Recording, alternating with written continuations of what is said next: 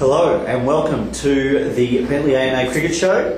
We've got the completion of round 5. You've got myself, Adam Kane, and Anna Mickelson. How are you? Good, you? And I think it's all over in the second test. So. Yeah, the Aussies have a 1-0 deficit for the Ashes. So an interesting.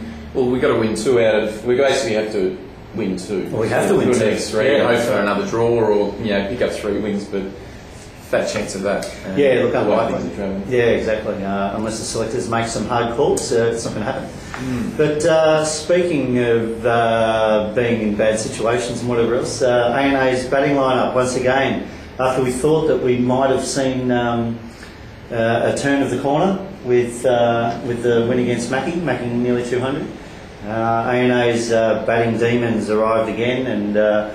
We're all out for 72 against Elwood on I guess admittedly a slowish ground because of the moisture in the air. But you win the toss in a one-day game, you elect to bat, you should make runs. Yeah, you should. But it just it smelled a bit of Essendon versus North last year when Matty Knights was under the pump and they got that win against North, and all of a sudden it was declared that we're back on track, things like that. Yeah. And I was worried about people getting ahead of themselves. I mean, Essendon against St Kilda. No, when they beat North Melbourne. Maybe the Knights has come out, we're back, you can all get stuffed. Yeah, no idea. Matty Knights relevant. But yeah, the writing was on the wall there. But it's just consistency. It's just the senior guys, and I feel sorry for Biggsy because he's obviously carrying a lot of pressure because no one's making runs and he seems to be the person to be making runs, and it may be getting to him. So, it's just, my opinion on the matter, and I talked about it a couple of episodes ago. I still believe that people have to go down and get some runs under the belt and come back up, and rather than just pursuing. Look, finals, you're 2 and 3. It's not out of the question if things can get back on track, but they have to get back on track pretty quickly. Yeah, exactly right. So anyway, that's up to the club to decide. But look, it's making 72. After being done for 25 or something like that, overs? off 8 overs with Lovell and White, and then we just platform there. Yeah, we just dug ourselves in a hole, and I think we made about 10 runs, 10 or 12 runs in the next 10 overs. That says to me that this 4 for 38 at T it was, something like that. After being done for 20, after being done for 25 after 8 overs. It just says to me, again, the outside looking in, it's a confidence thing, and it's just getting through that mindset of just being attacking and just playing your shots, because it seems like you're just shutting up shop, and all of a sudden, like I saw with Australia yesterday, that you try and just become too defensive, and the chances will come for the bowlers. But I mean, wickets were thrown away early. I mean, James White got caught at fine leg. Brad Lovell got caught playing across the line and got a leading edge. Peter Bishop tried to cut a ball that was well above his head and got caught at skied it pretty much skied it to point. And then we got Marshall Bunting into the game. He got 2 cheap wickets like that, and obviously when he's got confidence, it makes him a little bit more. Obviously, there must be a game plan that the Bill's putting forward, and the guys aren't executing it. But it comes down to the individuals and what they're trying to get out of this year. I know when I used to play, and I put pressure on myself because I used to benchmark myself against the Delacs and Annos and Cons and things like that. I'd read the papers and see, should they make 100, I've got to make one next week, or 50 or 60. I don't know what these guys, what they're trying to get out of it, and what's willing them forward to succeed. And maybe that's something they've got to do, is become competitive internally and just try and look at whether it's another player in another team, or just internally, because anyone can win the batting average this year. Is that their motivation to say, well, if I get 300-400 runs, I'll pick up the batting average and I'll win Cricketer of the Year for the club. Little things like that. But at the moment, it's a bit of shit. Yeah. But I think I guess with a lot of those guys, it takes a bit of time to know your game, and it took you quite a few years to actually start becoming that dependable, reliable batsman also. But there's reasons about that, because I stepped out of cricket for 2 or 3 years at that perfect time when I was these guys' age. But that's the thing, we talked about it before, Adam. They've had 30 games now. If you don't know your game, or if you're not comfortable, put them back into the twos so they get comfortable and get runs in their belt so they can come back in and make runs. Yeah, that's right. And, it comes down to pressuring the twos for that to happen, so there is internal competition. Just moving back into the game, as I mentioned, A&A allowed for 72, no highlights with the bat obviously.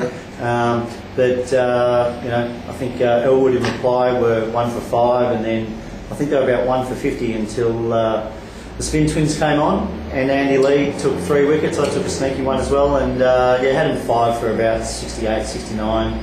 And then obviously, game over. But, It looks as if the bowlers are doing a good job. Like Brad's bowling well. You got Brad bowled 9 overs, 1 for 11. Yeah. And Razzie 7 overs for 17. And they did exactly the same thing, suffocating Mackie the game before.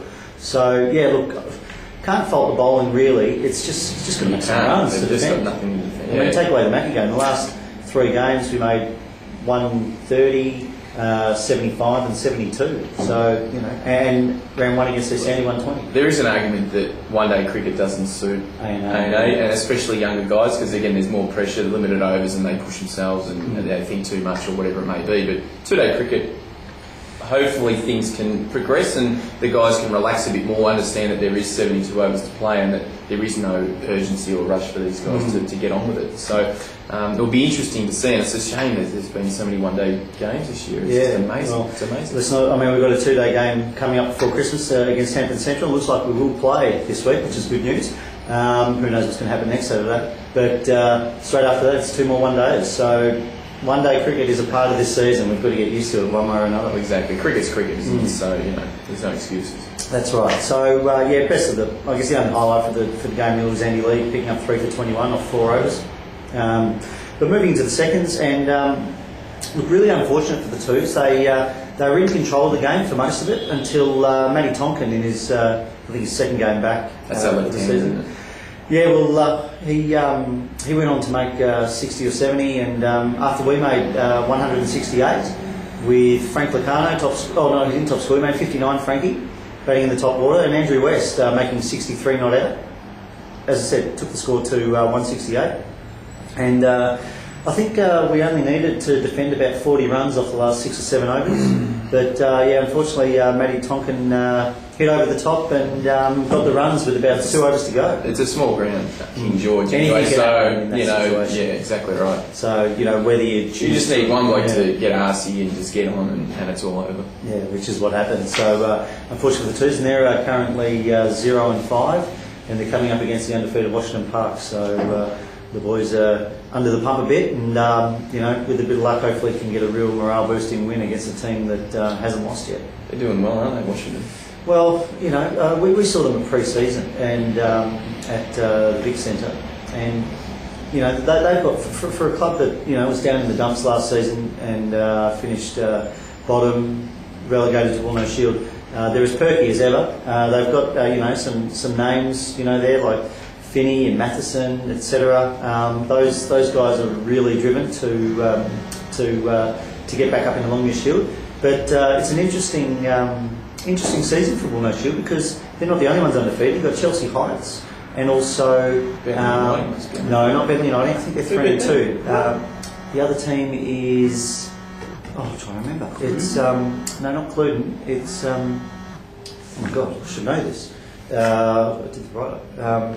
Anyway, we'll get round to that. But yeah, there's 3 teams that are undefeated, and Moorabbin West, of course, Moorabbin West, they're 5 So so those 3 teams will be obviously playing against each other, if not this week, then after Christmas, and that'll balance it out. They don't want to go up Moorabbin West, do they? Like because they won it. Did they win it last year? And they didn't want to come up. Or no, Hampton Central won, I think, and was it the year before? Moorabbin West have come runners up last. Sorry. Yeah, but anyway, the thing is with Moorabbin West, they're heavily reliant on 3 key blokes. You've got obviously Steve Worker, who's done it for years. You've got Darren McConville, and you've also got Ashley Bott as well. So they're the guys, and to a lesser extent, I guess Shane Wallace, who made runs against A&A in round 4. So yeah, they're the guys. But Chelsea Heights, so obviously they've got Brad Lockhart. And is the old man playing again? I think Neil Lockhart's still playing. Yeah, he's still involved. I remember when he threatened to rip Bishy's goatee off. Yeah, that's right. Back in the day, he's a big boy. Yeah. So look, that's where Warno Shields at the moment, and the guys really need to get a morale boosting win. In the thirds, a win. It was a